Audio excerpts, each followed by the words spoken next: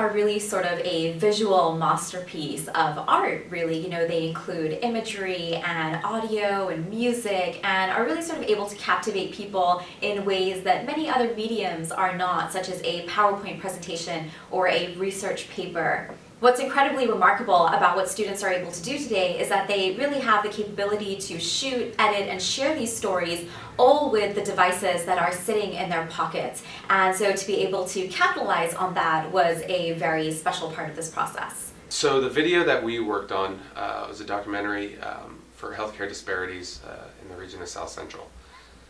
We first began this project with no aspirations of what we were going to find, or we just knew that we had to get out there and start taking pictures and start taking some videos. And we were given a list of objectives from religious institutions to nutrition, all the way to public safety, and we just had to abide by that.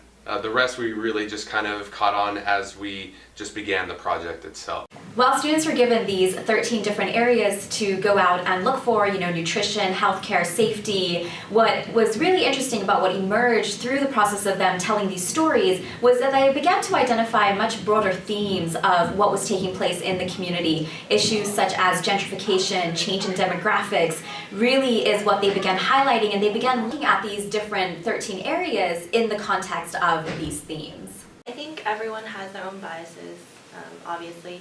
And for us especially, after reading so many articles in the news, the effects of the media and the research articles that we found as well, we just thought that we were coming into a neighborhood with lots of crime, not the cleanest necessarily, people that are fearful of their safety, and we found the complete opposite to be true when we came and did our community surveys. You can't read anywhere online about how happy people are there. That was the main takeaway point I had, that everyone was really satisfied living there, mostly because of the safety and the cleanliness of the city, which that's a stat you can look up, but you didn't really get that feeling online or with numbers. The difference that I saw between writing a paper versus actually going to the community was that on paper, Boyle Heights, there's a lot of crime. You can in the news, it's always about people getting shot and just a ton of crime and gangs and things like that. But when you're actually talking to the people who live there, they talk about how they feel totally safe walking around at night. They feel it's such a tight-knit community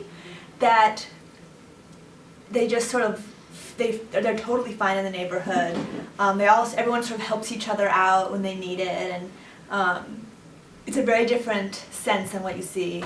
So for our project, we did a survey on Echo Park, and one of the things we noticed for Echo Park specifically was that a major challenge was that there was not a high accessibility to the clinics. For instance, there's only 4 clinics in the area, and on Sundays all the clinics are closed. So if a patient does not have a car to drive to LA County Hospital or to even another hospital, specifically if they don't have insurance, they'll have to resort to taking the bus to LA County Hospital. And so as a group, what we decided to do was on Sunday to actually take a bus to LA County Hospital and kind of see what it would be like being basically putting ourselves in the shoes of a patient who doesn't have health insurance or a car. So that was definitely a very eye-opening experience. Meeting people just really helped us understand the community as a whole more than black and white statistics that we may read on paper.